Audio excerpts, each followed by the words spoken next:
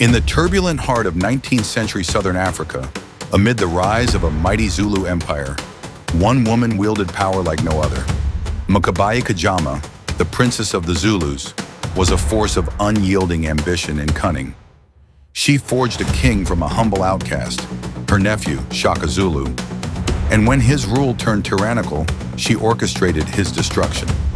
This is the story of Mkabayi, the rebel ant who built and broke Africa's greatest warrior legend. Born around 1760 in what is now KwaZulu-Natal, Mkabayi kaJama entered the world under a dark omen. As the twin daughter of Chief Jama Kandaba, she was cursed in Zulu tradition. Twins were seen as evil omens, and one was usually killed at birth. But Mkabayi survived, a defiance that marked her life.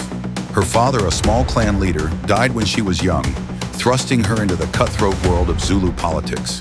Unmarried and childless by choice, Mkabayi became a kingmaker, advising her brother Senzangakona and manipulating alliances to protect the Zulu clan.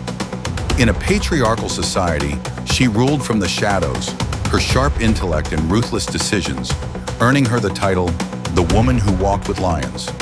By the late 1700s, as European traders encroached and rival clans vied for dominance, Mkabayi's influence grew, setting the stage for the Zulus' transformation from a minor group to an empire. Mkabayi's greatest creation was Shaka, her nephew.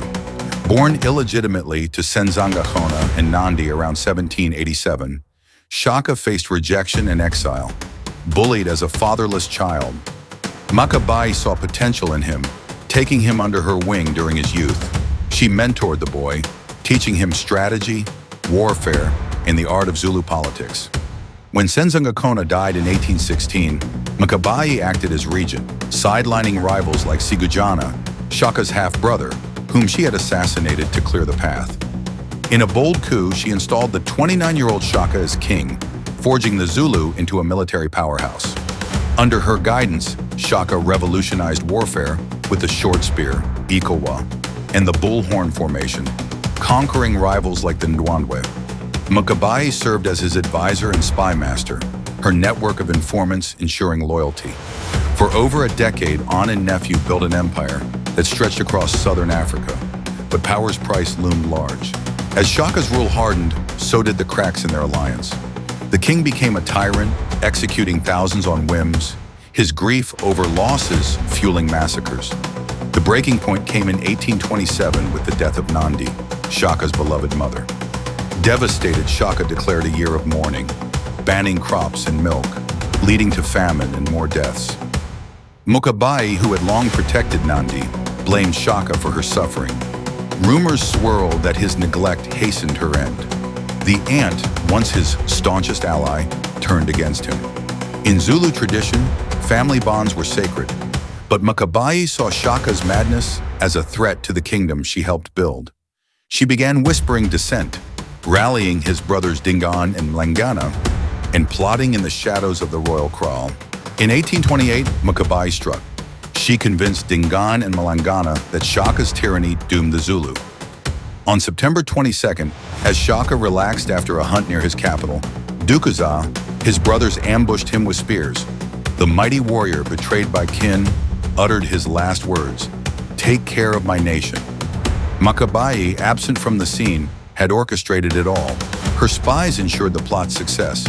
Dingane ascended, but Mkabayi's influence waned as he grew suspicious.